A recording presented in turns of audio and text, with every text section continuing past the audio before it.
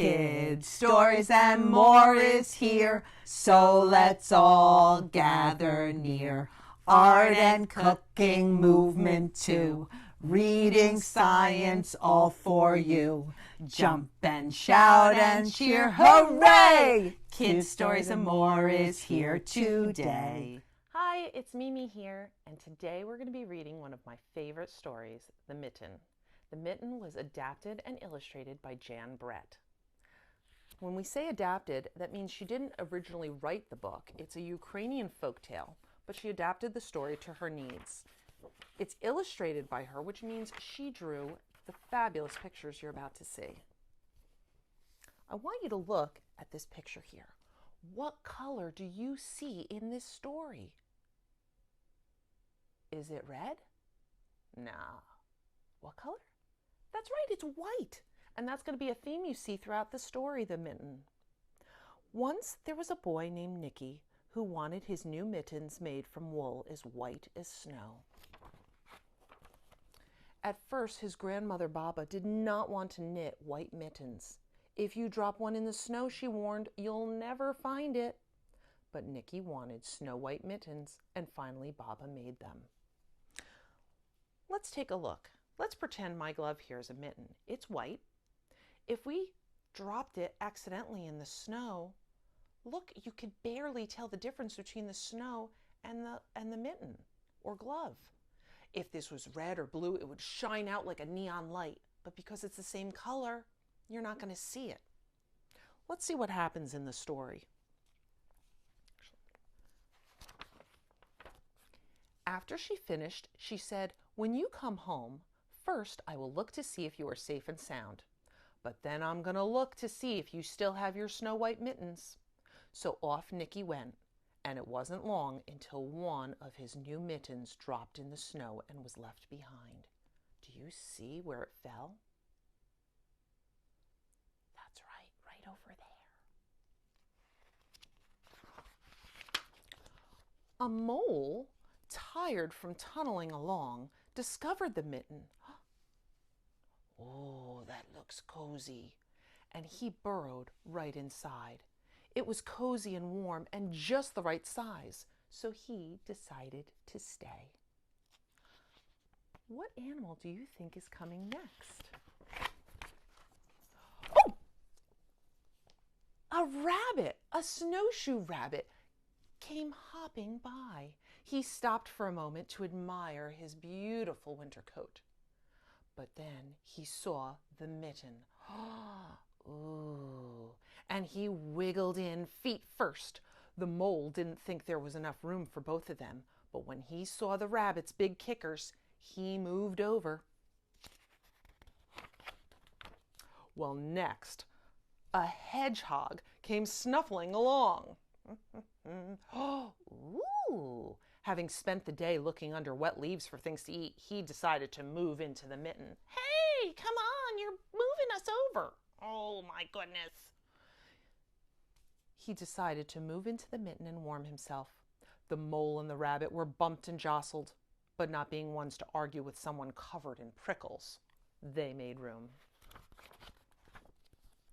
As soon as the hedgehog disappeared into the mitten, a big owl, attracted by the commotion, swooped down when he decided to move in also. The mole, the rabbit, and the hedgehog grumbled, "Oh, come on!" But when they saw the owl's glinty talons, they quickly let him in. What do you think talons means? You guys are so smart. That's right, those are his nails. Up through the snow appeared a badger. He eyed the mitten. Ooh, that looks comfy and cozy.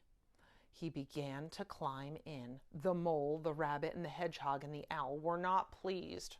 My goodness! There was no room left, but when they saw his diggers, they gave him the thumb. Come on in.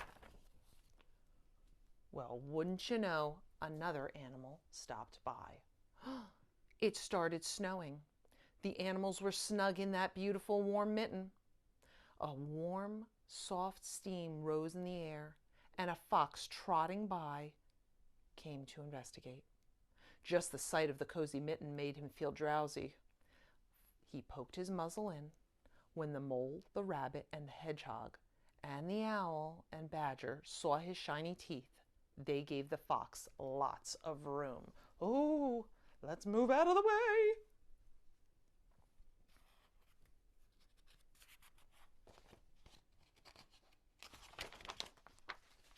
Well, what's going on over here? I need to stretch. I've been hibernating a while. A great bear lumbered by. He spied that warm mitten all plumped up. Not being one to be left out in the cold, he began to nose his way in. Animals were packed in as tightly as could be, but what animal would argue with a bear? The mitten swelled and stretched. It was pulled and bulged to many times its size, but Baba's good knitting held fast. That means that it didn't rip apart as it was stretched wide from all those animals inside. Well, along came a little meadow mouse, no bigger than an acorn. She wriggled into the one space left and made herself comfortable on top of the bear's nose. Well, you know what happens when something lands on your nose, whether it's a fly, whether it's a piece of hair. It tickles and it wriggles, and the bear let out a big achoo! Sneeze, and everyone went flying.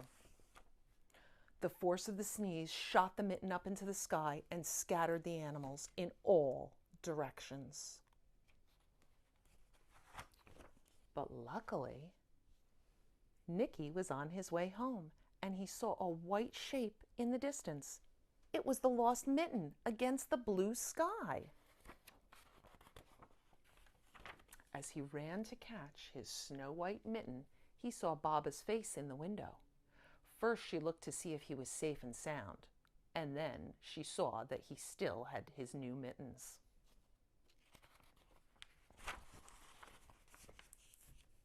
Look at her face as she's studying the mittens. She looks very confused. Why is that? Yes, one of the mittens is just the right size for his hand, but the other one grew to be 5 times the size it should be. Well, I hope you enjoyed our story today, but I need to tell you that today, January 4th, is National Trivia Day, so we decided to come up with some trivia for you. Look back at the picture of all the animals that were in our story. 2 of these animals from our story hibernate, which means they spend their winter indoors. It could be in a cave, underground. They don't come out very often. Can you tell me which 2 animals it is? Now, I bet you can figure out one of them, because we tend to know one of these animals goes in a cave for a while and hibernates. Which one would that be? Is it the badger? Maybe it's the mole. No, it's the bear. The bear, definitely, he hibernates all winter, but there's another animal that you wouldn't think also hibernates. Can you guess which one it is? I'll give you a clue. It's not the owl. It's the hedgehog. Sometimes hedgehogs, certain types of hedgehogs, will hibernate just like bears do. I want to teach you about hacks. A hack is an important informational tip. Our first one is going to be about mittens or gloves.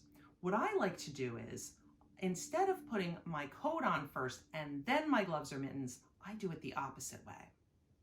Here's what I mean. Let's pretend that my sleeve here on my shirt is my coat. I just put it on. This is the end of my coat here. If I put my glove on after, what tends to happen is there's a space here. That's where cold air is going to get in. That's where you're going to go out in the snow to build a snowman. The wet and the rain and the ice is going to get in there and you're going to be chilled to the bone.